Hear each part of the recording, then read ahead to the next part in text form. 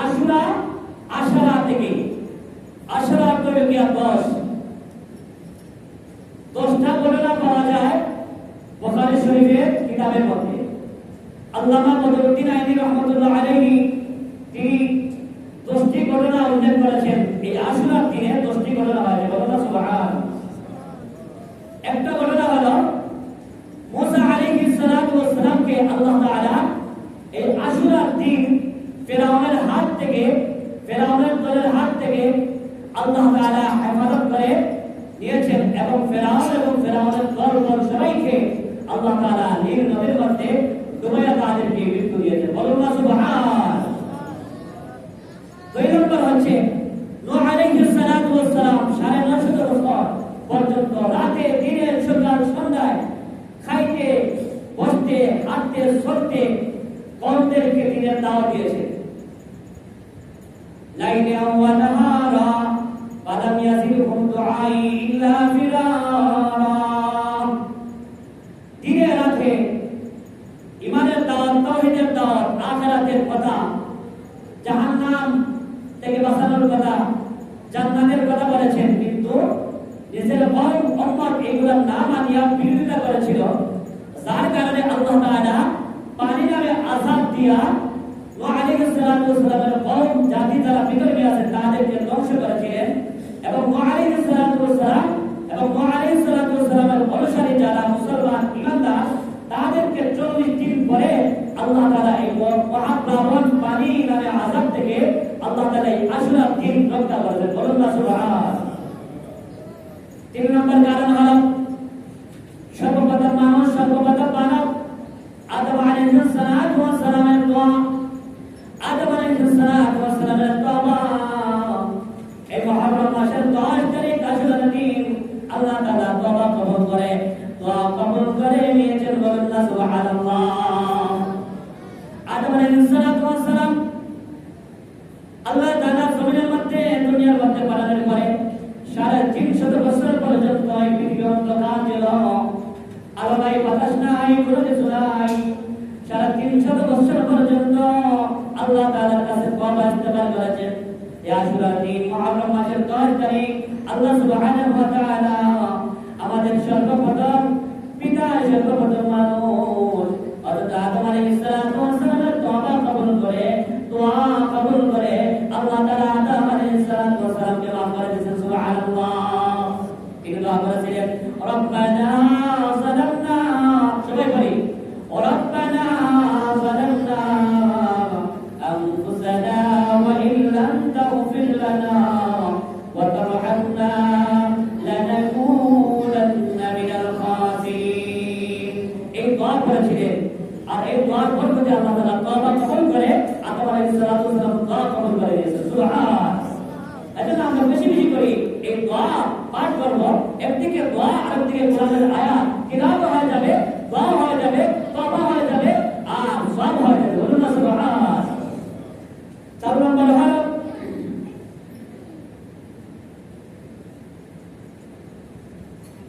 ইউনূস আলাইহিস সালাতু ওয়াস সালামকে আল্লাহ সুবহানাহু ওয়া তাআলা মাছের পেটের ভিতর থেকে আল্লাহ তাআলা এই মুহররম মাসের 10 তারিখ আশুরার দিন রক্ষা করলেন।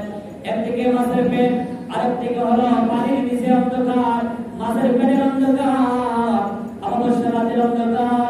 এই সকল অন্ধকারের ভিতর থেকে আল্লাহর পয়গম্বর, আল্লাহর নবী ইউনূস আলাইহিস সালাতু ওয়াস সালামকে আল্লাহ সুবহানাহু ওয়া তাআলা মুক্তি দান করেছেন, সুবহানাল্লাহ।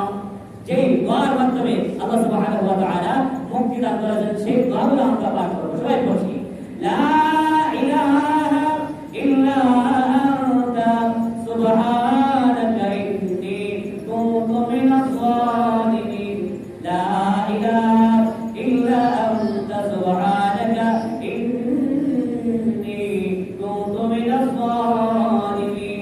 এই দোয়ার বরকতে ওসিলার মাধ্যমে আল্লাহ রাব্বুল আলামিন আল্লাহর পয়গম্বর ইউনূস আলাইহিস সালাতু ওয়াস সালামকে মাছের পেটের ভিতর থেকে, পানির নিচ থেকে, অন্ধকার থেকে আল্লাহ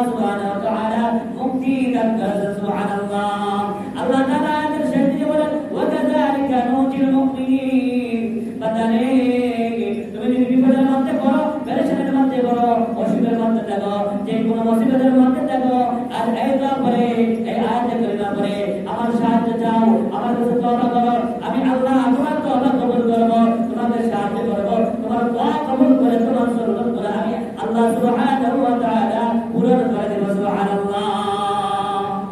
5 নম্বর হলো ইউসুফ আলাইহিস সালাতু ওয়াস সালাম কে বাইরা কুয়ার মধ্যে নিক্ষেপ করেছিল, মেরে দিয়েছিল। আল্লাহ সুবহানাহু ওয়া তাআলা জিবরাইল আলাইহিস সালাতু ওয়াস সালামের মাধ্যমে জান্নাতের একটা পাথর পায় সে ওই কুয়ার মধ্যে নিক্ষেপ করে দিলেন, মেরে দিলেন। আর আল্লাহ রাব্বুল আলামিন আল্লাহর বান্দা আল্লাহর নবী ইউসুফ আলাইহিস সালাতু ওয়াস সালামকে মুহররম মাসের 10 তারিখ আশুরার দিন ওই কূপ থেকে মুক্তি দান করলেন। সুবহানাল্লাহ।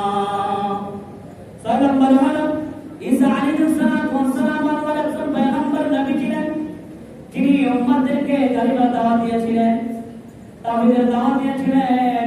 কিন্তু উম্মতরা কালিমার দাওয়াত তাওহীদের দাওয়াত গ্রহণ না করে বিরোধিতা করেছিল, এমনকি ষড়যন্ত্র করে আল্লাহর নবী ঈসা আলাইহিস সালাতু ওয়াস সালামকে হত্যা করার ষড়যন্ত্র করে তারা প্রস্তুতি নিয়েছিল।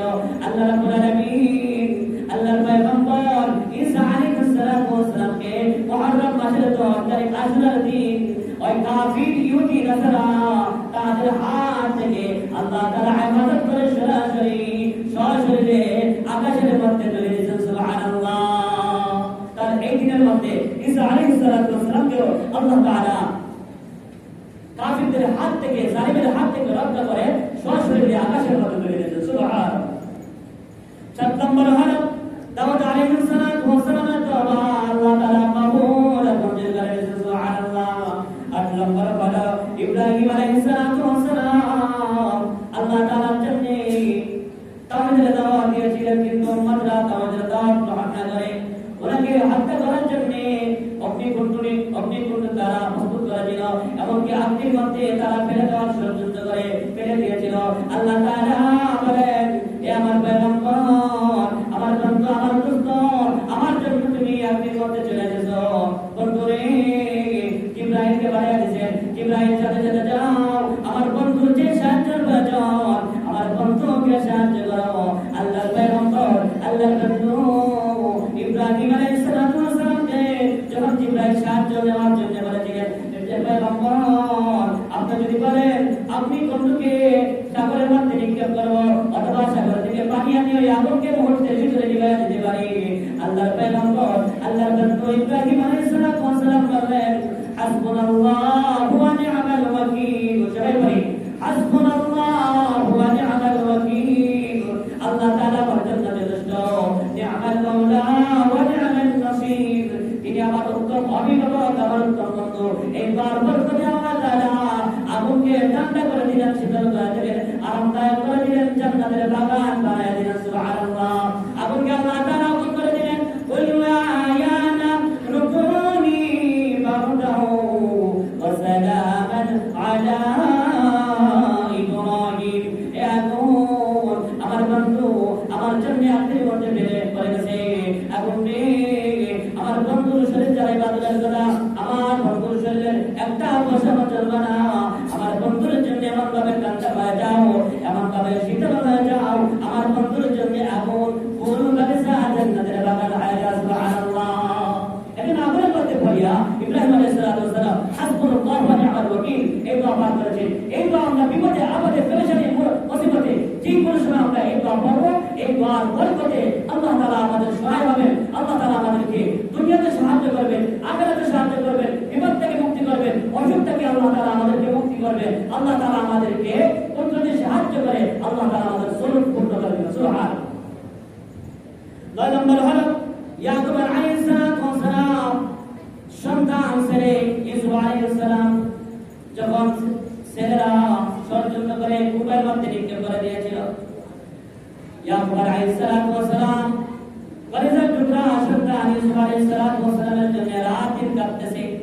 কাঁদতে কাঁদতে চোখের দৃষ্টি চলে গেছে, চোখের পাওয়া চলে গেছে, চোখের মধ্যে পানি আসতেছে না, চোখ থেকে রক্ত বাইর হইতেছে।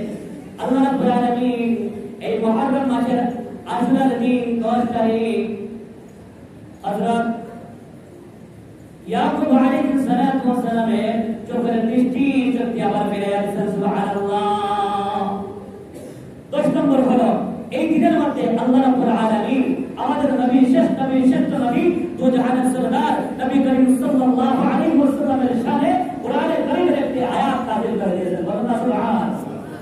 নবী সাল্লাল্লাহু আলাইহি ওয়াসাল্লামের কোনো গুনাহ নাই, গুনাহের কোনো অবকাশ নাই।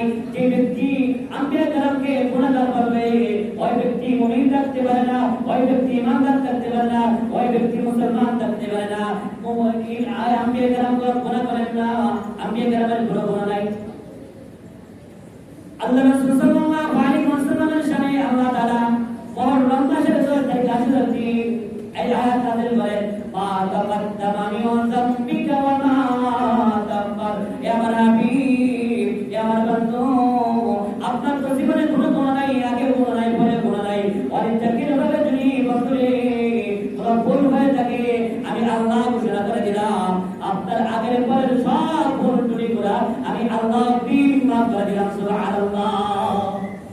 আল্লাহ তাআলা সব ঘোষণা করে দিয়েছেন। এজন্য আমাদের নবীর শেষ নবীর উম্মত আমরা যারা মুসলমান ইমানদার, যারাই মুসলমান ইমানদার পুরুষ ভাইরা কোরআন পড়তে পারি আমরা এই আয়াত তিলাওয়াত করি, মা তাকাদ্দামা মিন যামবিকা ওয়া মা তাআখার। পূর্বের এবং পরে আল্লাহ তাআলা সবটুকু ভুল ক্ষমা করে দেন। সুবহানাল্লাহ। এই 10টা ঘটনা পাওয়া যায় বুখারী শরীফের মধ্যে। আরো কিছু ঘটনা পাওয়া যায়। 11 নম্বর হচ্ছে কিতাবের মধ্যে পাওয়া যায়, এই দিনের মধ্যে আল্লাহ রাব্বুল আলামিন আদম আলাইহিস সালামকে সৃষ্টি করার জন্য যেগুলো প্রয়োজন সবগুলো আল্লাহ তাআলা ক্ষমা করেছেন। বলুন সুবহানাল্লাহ।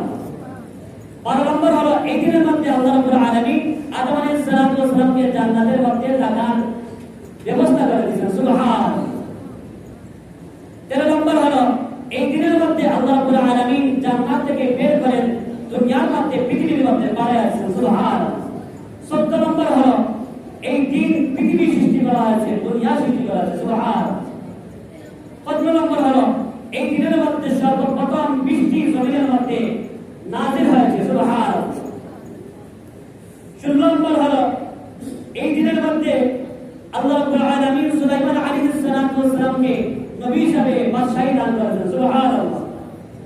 17 নম্বর আইয়ুব আলাইহিস সালাম অনেক বেশি অসুস্থ ছিলেন। এই দিনের মধ্যে আল্লাহ রাব্বুল আলামিন আইয়ুব আলাইহিস সালামকে রোগ থেকে মুক্তি দান করেছেন। সুবহানাল্লাহ।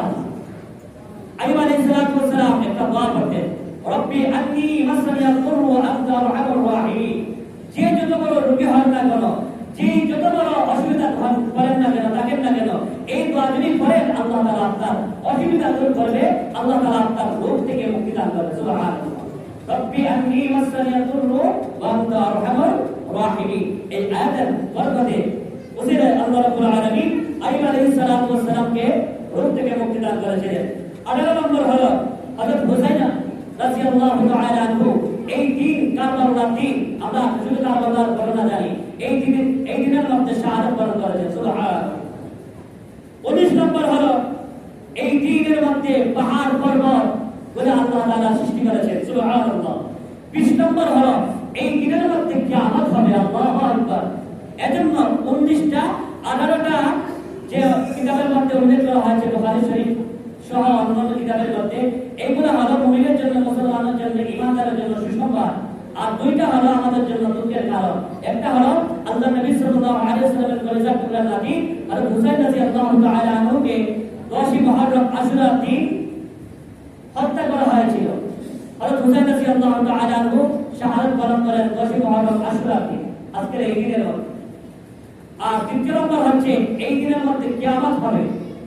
এই 2টা হচ্ছে আমাদের জন্য দুঃখদায়ক, কষ্টদায়ক। এজন্য এই দিনের মধ্যে বেশি বেশি করে তওবা করা, জিন্দা মুর্দা সকলের জন্য দোয়া করা।